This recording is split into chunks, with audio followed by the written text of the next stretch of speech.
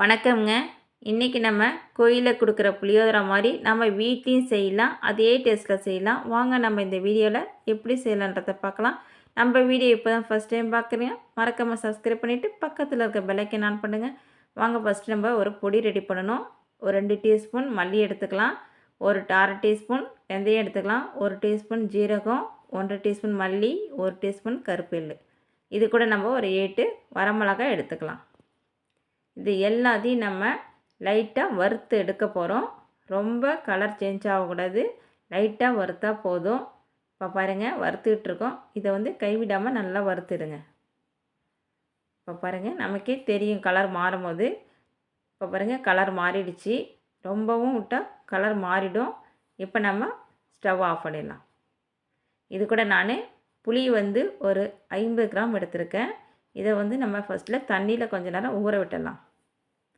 இப்போ ஊறிட்டுருக்கு. இதை நம்ம கரைச்சி புளி கரைசல் எடுத்துடலாம்.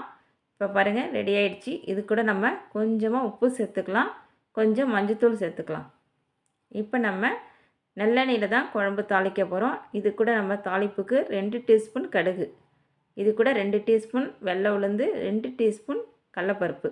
கொஞ்சம் நம்ம உளுந்து கடலப்பருப்பு அதிகமாக சேர்க்கும் போது நம்ம சாப்பிடும் போது சாதத்தில் ரொம்ப டேஸ்ட்டாக இருக்கும்.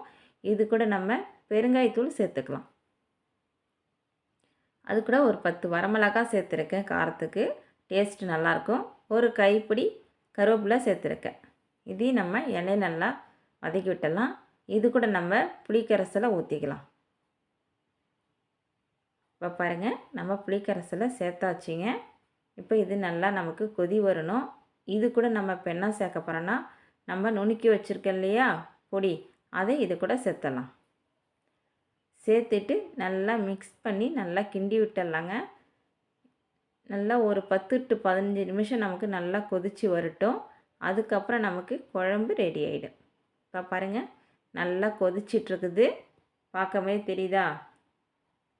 இப்போ நமக்கு குழம்பு ரெடி ஆகிடுச்சிங்க. அவ்வளோதான். நம்ம குழம்பு ஆஃப் பண்ணும் போது ஒரு 2 நிமிஷத்துக்கு முன்னாடி வேர்க்கடலை நம்ம எண்ணெயில் வறுத்து வச்சுருக்கேன், அதை போட்டுட்டு ஆஃப் பண்ணிடலாம். இப்போ பாருங்கள், இது கூட நான் வேர்க்கடலை எண்ணெயில் வறுத்தது சேர்த்துக்கிறேன். இந்த மாதிரி சேர்த்துங்க, சாப்பிடும்போது டேஸ்ட்டாக இருக்கும் நமக்கு புளியோதரை. இப்போ நான் சேர்த்துட்டேன். மிக்ஸ் பண்ணி நல்லா கிண்டி விட்டுறேன். அவ்வளோதாங்க, நமக்கு குழம்பு ரெடி ஆகிடுச்சி. நல்ல ஒரு டேஸ்ட்டான குழம்பு ரெடி பண்ணிட்டோம். இதை நம்ம சாதத்தில் கொட்டி கிளற போகிறோம். ரொம்ப சூப்பரான சாதம், நமக்கு டேஸ்ட்டான சாதம். கண்டிப்பாக நமக்கு கோயிலில் சாப்பிட்ற டேஸ்ட் கண்டிப்பாக கிடைக்கும். இப்போ பாருங்கள், குழம்பு தயாராகிடுச்சு. சாதம் ஆற வச்சுருக்கேன். இப்போ அது கூட இந்த குழம்பை ஊற்றி நம்ம கிளற போகிறோம். குழம்பு பாருங்கள், ரொம்ப நல்லா வந்துருச்சு. இப்போ ஊற்றி கிளறலாம். இந்த மாதிரி நம்ம சாதத்தில் ஃபஸ்ட்டு கருவேப்பிலை, கொஞ்சம் ஃப்ரெஷ்ஷான கருவேப்பிலை போட்டுட்டு நம்ம அந்த குழம்பு ஊற்றிட்டு கிளறும் போது சாதம் புளியோதரை கண்டிப்பாக கோயிலில் கிடைக்கிற டேஸ்ட்டு கண்டிப்பாக நமக்கு கிடைக்கும். அவ்வளோதாங்க. இப்போ பாருங்கள், சாதம் ரெடி ஆகிடுச்சு. நமக்கு புளி சாதம் அதே டேஸ்ட்டில் அதே மாதிரி நமக்கு கிடைக்கும். கண்டிப்பாக இந்த மெத்தடில் செஞ்சு பாருங்கள், நமக்கு கண்டிப்பாக உங்களுக்கும் பிடிக்கும்.